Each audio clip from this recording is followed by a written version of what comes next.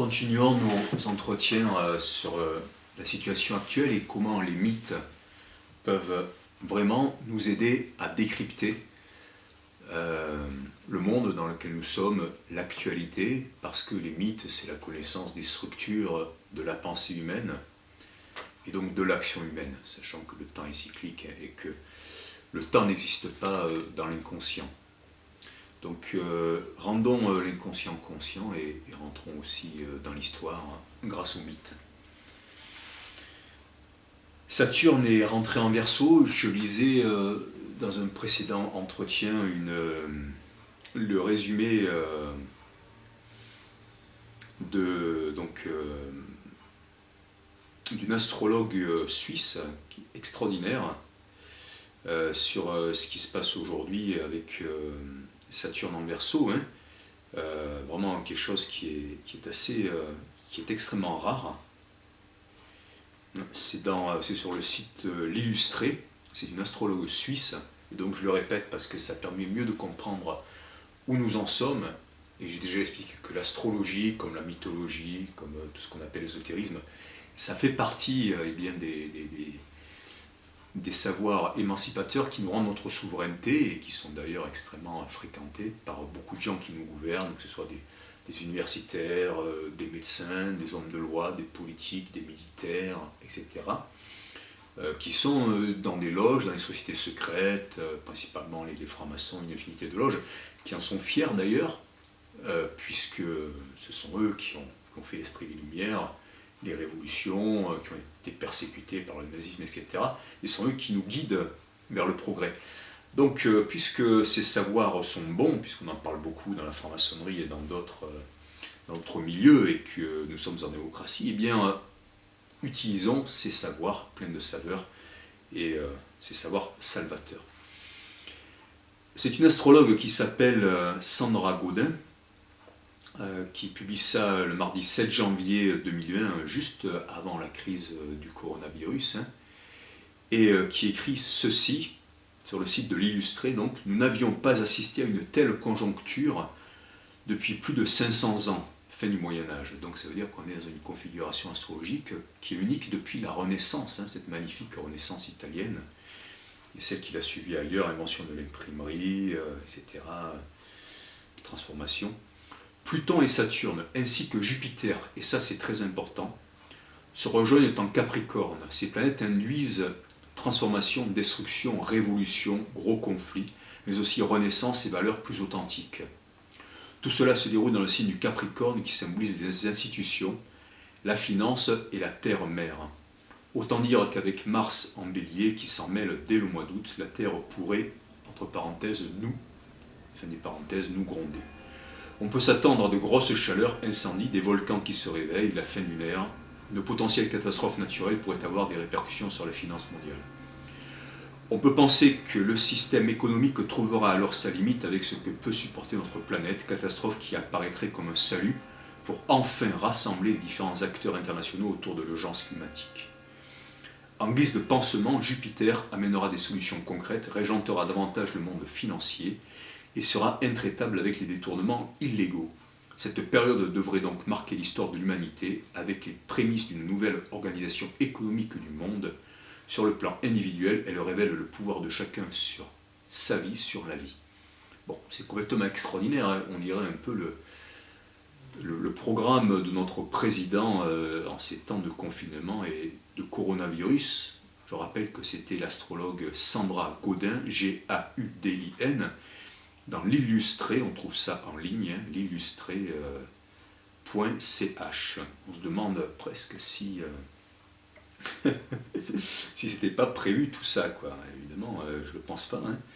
Mais c'est quand même incroyable. Donc il y a énormément de choses dans cet excellent résumé, et avec le Capricorne qui symbolise les institutions, la finance et la terre-mère. Le Capricorne, c'est un signe de pouvoir. Ça se passe dans le Capricorne, Saturne et Jupiter, avec Pluton.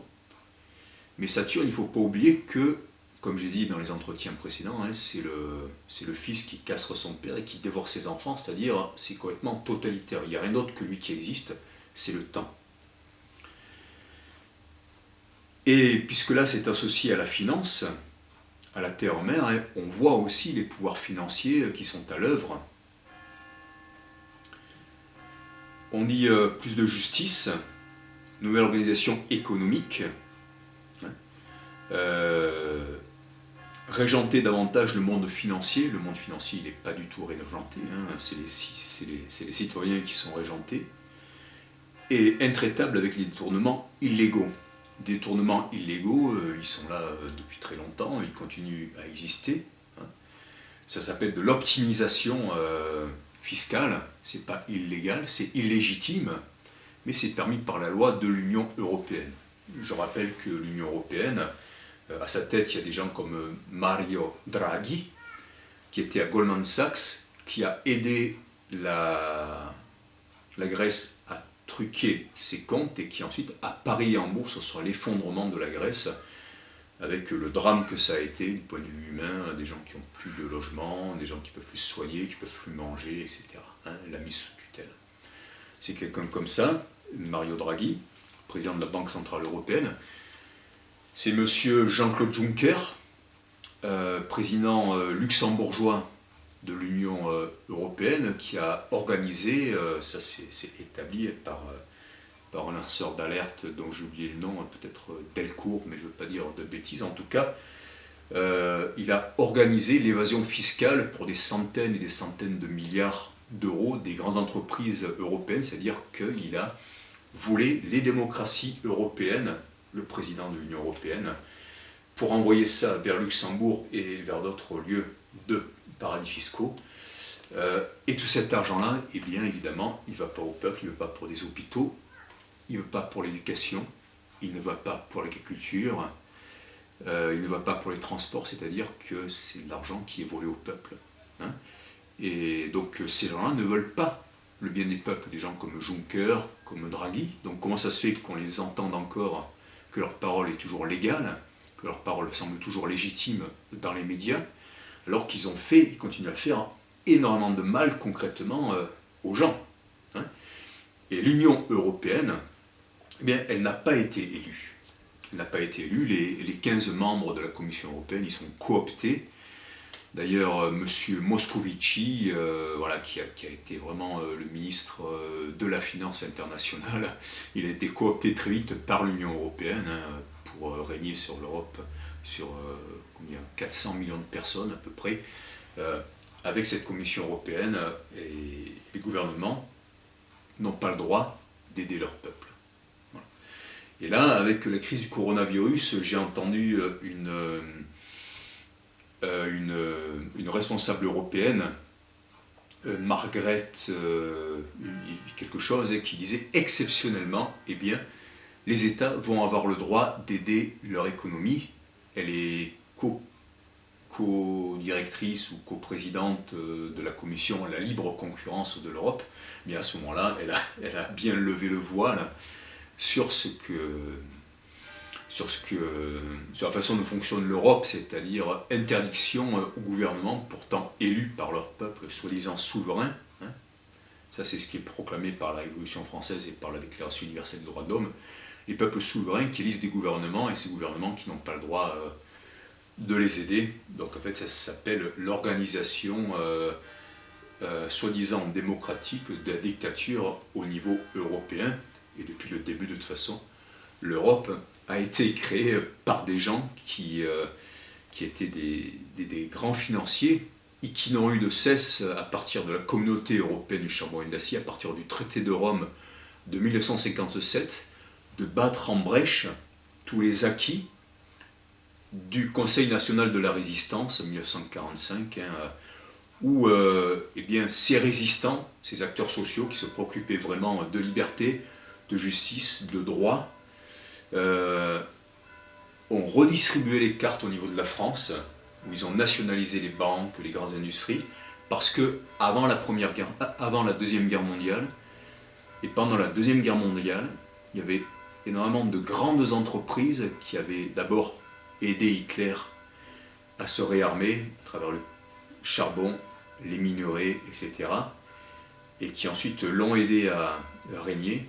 Hein. Et il y a donc un très bon travail de Annie Lacroix-Rize, qui est une historienne dont je ne partage absolument pas les vues marxistes, hein, parce que bon, elle remet en cause ce que Staline a fait par exemple aux Ukrainiens. Mais Annie Lacroix-Rize, dans son ouvrage et ses vidéos qui s'appellent Le choix de la défaite, montre très bien que toute une grande partie du patronat français dans les années 30 a fait des prêts à Hitler, lui a donné tout ce qu'il fallait pour se réarmer, pour faire une économie de guerre, alors que la France elle-même ne se réarmait pas et ne préparait pas la guerre. Et en 1938, elle rappelle qu'il y a eu un voyage comme ça des grands patrons français et qui ont été émerveillés quand ils ont vu ce qui se passait en Allemagne, en disant que les gens travaillaient, je sais pas, 14 heures par jour par exemple, avec un sentiment nationaliste extraordinaire et que l'industrie tournait magnifiquement. C'est-à-dire qu'en gros, ils nous disaient, il faut prendre exemple sur un gouvernement fasciste. Et il y en a beaucoup qui voulaient le fascisme parce que le fascisme, eh bien, ça protégeait à la fois, ça protégeait du communisme. Hein. Et comme ces gens-là, c'était des grands capitalistes et qui savaient que le fascisme ne toucherait pas à leur richesse, à leur pouvoir et au fonctionnement du monde, hein, et bien évidemment, ils voulaient le fascisme. Bon. Et après, à la fin de la Deuxième Guerre mondiale, il y a eu le Conseil national de la résistance avec ses progrès pour les transports, pour la santé, pour l'éducation, pour la finance, etc. Et tout ça, à partir de 1957, ça a commencé à être battu en brèche par le marché commun, qui fonctionne comme un marché, comme un libre marché.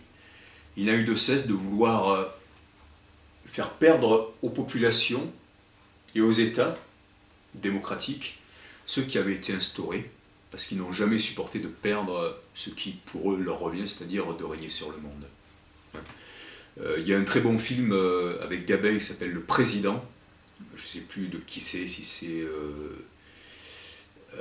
Costa Gavras, bref, Le Président. On peut voir cette vidéo où Jean Gabin interpelle les membres de l'Assemblée nationale et leur dit: vous faites partie de tel consortium, vous faites partie de telle industrie, vous faites partie de tel groupe économique, vous faites partie de tel lobby. Et donc moi je veux faire l'Europe, mais je ne veux pas faire la même Europe que la vôtre, parce que ce n'est pas l'Europe démocratique et ce n'est pas au service vraiment de la démocratie. Voilà. Et donc, pourquoi je parle de ça par rapport à Saturne en Verseau?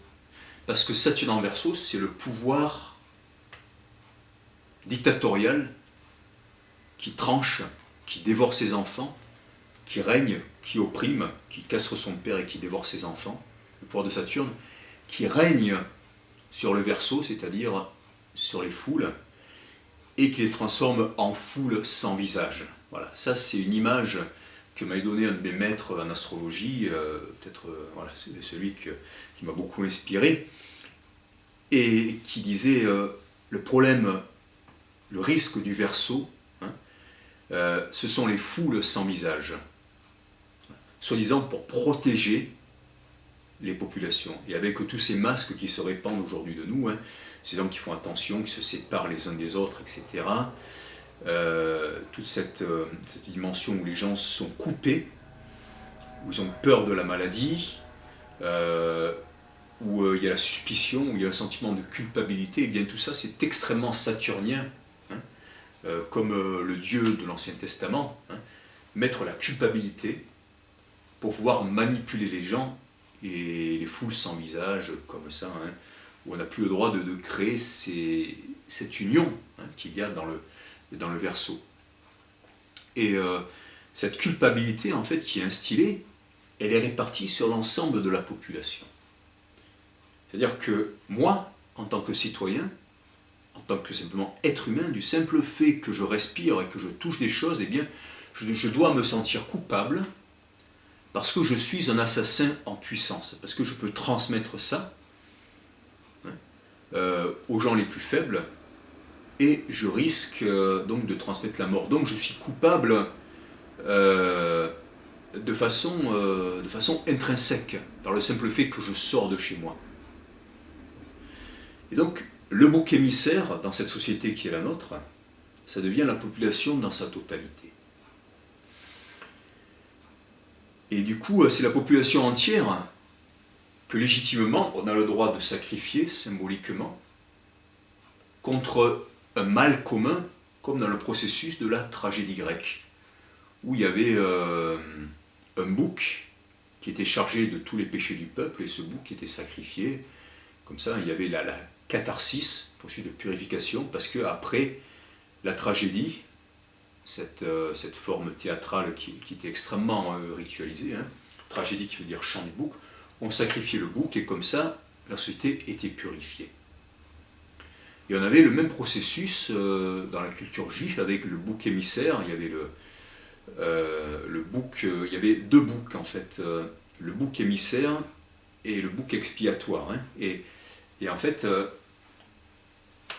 il y en avait un qu'on sacrifiait en l'ayant chargé de tous les péchés. Hein.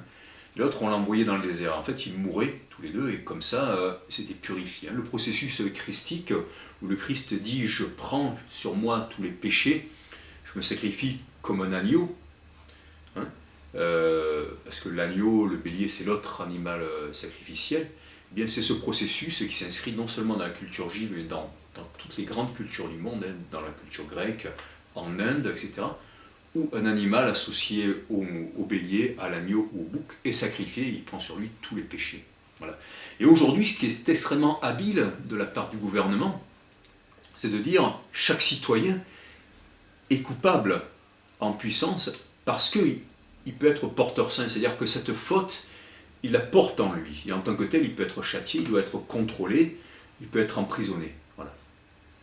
Alors que cette situation dans laquelle nous sommes, le coronavirus, hein, eh bien c'est quelque chose qui a été provoqué encore par un fonctionnement du système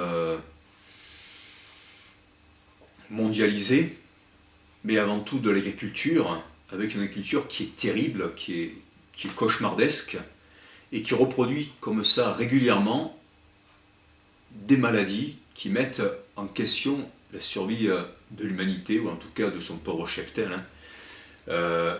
Il y a eu la vache folle, on a donné de la vache à manger à la vache, hein, chose complètement délirante, terrible, qui a provoqué la maladie.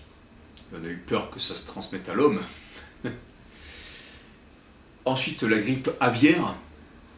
Bon, encore là, c'était les élevages terribles de patrie hein, qui ont provoqué cette maladie parce qu'on avait été contre nature, on avait fait une violence terrible à la nature. Ensuite, il y a eu la grippe porcine en 2009. Cette grippe porcine qu'on a rebaptisée H1N1 et puis grippe A, mais à la base c'était un élevage industriel de porcs au Mexique. Et là, je rappelle qu'on a voulu vacciner plusieurs dizaines de millions de personnes avec le Tamiflu, un vaccin extrêmement dangereux où il y avait des hautes concentrations de squalène, d'aluminium, de mercure, et ça aurait donné une catastrophe humaine terrible si les gens avaient accepté. Roselyne Bachelot voulait, pour nous protéger tous, faire cela. C'est un énorme coût financier aussi. Et c'est Donald Rumsfeld qui a possédé les droits sur le Tamiflu, hein, le ministre américain à la guerre, comme j'ai envie de l'appeler, hein, ce vendeur de mort qui avait acheté les droits sur le Tamiflu. Et voilà, qu'est-ce qui se serait passé si on avait vacciné 30 millions de personnes? Moi, je me rappelle, à l'époque, j'étais prof, eh bien, il y a des gens, des chefs d'établissement qui pourtant ne disaient rien, qui m'ont dit « Oui, dans ma famille, il s'est passé ça après la vaccination contre l'hépatite B, il y a eu des graves problèmes de santé chez mon fils ou chez un proche, etc. Oui, on le sait, mais on ne dit rien. » Voilà. Donc, si on avait écouté cette folie à l'époque de la grippe A, la grippe H1N1, la grippe porcine en 2009, combien de centaines de milliers de personnes aujourd'hui auraient de santé extrêmement grave? Voilà, c'est complètement criminel. Et ça, pourtant, c'était le gouvernement, c'était les médias. Moi, j'étais prof, on voulait ouvrir toutes les écoles, les gymnases, tout ça, pour vacciner en masse les personnes. Et heureusement, le bon sens et quelques médecins, quelques acteurs de la santé éclairés ont arrêté ça. Donc aujourd'hui, ce qui se passe en termes d'effondrement économique, par rapport aux véritables risques humains, eh bien, c'est aussi extrêmement dangereux parce qu'on fait s'effondrer l'économie avec quel risque derrière. Et ensuite, on pourra accuser en plus les gens, oui, on aura payé, on aura, comme me disait un ami, on aura payé pour vos faillites, on aura payé pour ça. Et donc c'est à cause de vous, finalement, si on s'enferme encore dans la dette, et la dette, ça veut dire qu'il faut la rembourser, que derrière, il y a le pouvoir de la finance qui met les États en coupe réglée, parce que la condition numéro 1 aujourd'hui pour gouverner, c'est d'abord on rembourse la dette à ceux qui ont endetté les nations. Et la dette, ça date de 1973, ça date de Pompidou, Giscard, Pompidou qui sortait aussi de Rothschild quand il est devenu président de la République, comme Macron qui sort de Rothschild. Voilà. Et ça, ces gens-là, on laisse le monde aux banquiers, ils en font une dictature financière. On laisse le monde aux militaires, ils en font une dictature militaire. On laisse le monde aux religieux, ils en font une théocratie. On laisse le monde aux aristocrates, voilà, bon, ben, ils en font une aristocratie, quoi. Bon. Et aujourd'hui, on est en train de... Enfin, ça fait longtemps qu'on laisse le monde à la finance. Et alors là, je viens de toucher le point extrêmement sensible où on peut m'accuser d'être un danger public, parce qu'on peut me dire, mais là, vous êtes en train de dire qu'en fait, il ne faut pas prendre de principe de précaution, et vous pourriez avoir des milliers de morts, peut-être des millions de morts, des centaines de milliers, sur la conscience. Est-ce qu'il ne faut pas protéger les gens? Je dis, oui, bien sûr, il faut protéger les gens. Et moi, ce que je dis, pourquoi on n'a pas commencé par protéger les plus exposés, c'est-à-dire les personnes âgées, nos parents, nos grands-parents? Pourquoi on leur a pas dit, restez chez vous, parce que dehors, c'est dangereux? On va vous protéger, on va vous apporter à manger, on va vous soigner, on va veiller sur vous, on sera en relation, comme ça, uniquement les gens qui auront été testés. On va aller les voir, on va continuer à être en relation à travers Skype, à travers le téléphone, etc. etc. Pourquoi est-ce qu'on n'a pas fait ça? Comme je crois ils viennent de commencer à faire en Angleterre. Pourquoi on n'a pas fait ça? Parce que là, on aurait non seulement protégé les plus exposés, et on aurait aussi protégé les gens qui travaillent, et puis la vie dans son ensemble, et protéger la vie sociale en testant un maximum de personnes. Voilà. Et au contraire, on a voulu faire à la chinoise, à la façon de la plus grande des dictatures aujourd'hui. Et aujourd'hui d'ailleurs, on continue à dire ouais, le Maroc est en pointe au niveau des mesures, hein, et le Maroc c'est aussi une immense dictature financière, de la même façon que la Chine, qui sont aussi deux de nos grands partenaires. Voilà. Et donc ça, c'est extrêmement problématique, la situation dans laquelle nous sommes, et ça a été extrêmement mal géré, en dépit de tout bon sens, mais ça permet aussi de maintenir tout le monde sous contrôle. On y revient.